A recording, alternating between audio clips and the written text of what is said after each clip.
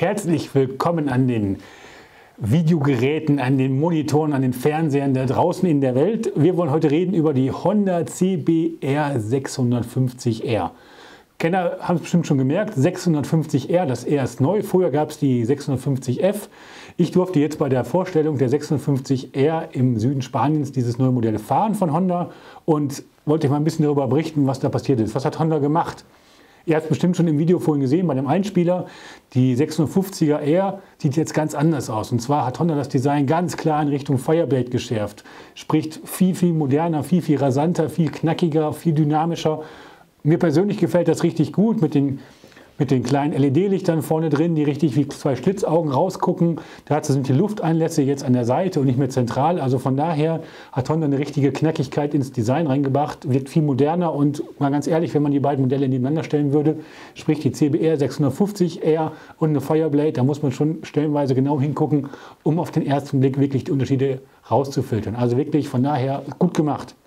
Aber das ist natürlich nicht alles. Honda hat nicht nur eine neue Verkleidung an dieses Mittelklasse-Einstiegssportlermodell dran geschraubt, sondern hat natürlich noch viel, viel mehr gemacht. Sportlicher geht es zum Beispiel auch ganz klar bei der Sitzposition zu. Die Fußrasten wandern ein klein bisschen nach oben und ein klein bisschen nach hinten. Das ist eher so in homöopathischen Dosen. Dafür Lenkerstummel 30 mm tiefer und 30 mm weiter nach vorne. Also sprich, wir haben einen deutlich stärkeren Gewichtstransfer nach vorne Richtung Vorderrad. Hat mir persönlich beim Fahren sehr gut getaugt. Vor allen Dingen, das muss man auch mal lobend erwähnen, Honda hat die Lenkerstummel relativ breit ausgestellt. Also man hat immer noch einen guten Hebelweg, einen guten Hebelarm, die es bei vielen anderen Sportlermodus dann doch recht eng ist. Also von daher passt fürs, sage ich mal, Angasen, passt aber genauso auch, um ein paar weitere Strecken zurückzulegen.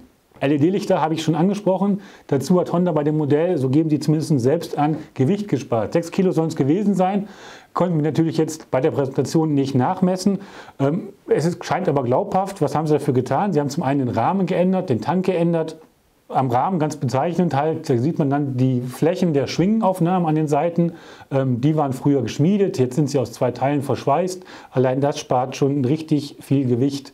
Dazu gibt es technisch ein bisschen mehr Updates. Wir haben dazu noch eine Traktionskontrolle bekommen, bei Honda einstellbar, also entweder an oder aus.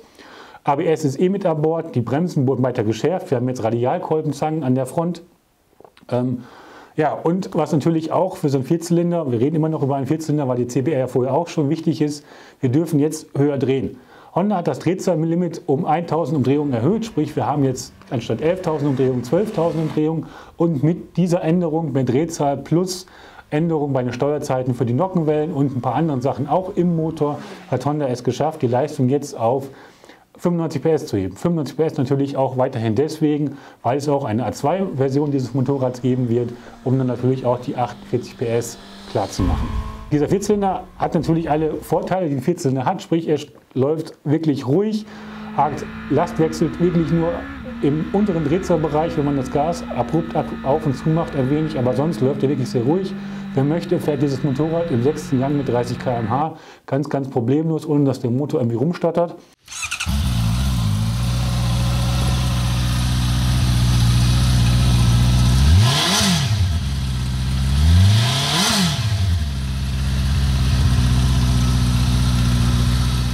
Nachteil von dieser Abstimmung natürlich gerade bei einer 650er, es kommt natürlich auch wenig. Heißt natürlich, wir sitzen auf einem Sportler oder zumindest auf einem Einstiegs-Mittelklasse-Sportler. Dieses Motorrad möchte gedreht werden.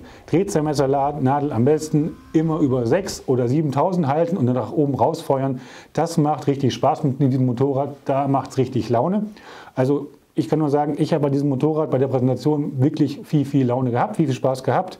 Man kann wunderbar einbiegen. Die Honda ist jetzt nicht die allerhandlichste. Honda hat die CBR auf Dunlops D214 gestellt. Der läuft eher in Richtung stabil auf diesem Motorrad. Nicht überhandlich, aber jederzeit verlässlich. Das Fahrwerk spielt bei der ganzen Sache gut mit. Wir haben eine Showa Upside-Down-Gabel vorne drin. Die ist nicht einstellbar. Hinten haben wir ein Federbein direkt angelenkt drin zwischen Schwinge und Rahmen. Das kann man nur in der Vorspannung einstellen. Beide Federelemente, also vorne wie hinten, sind eher komfortabel abgestimmt.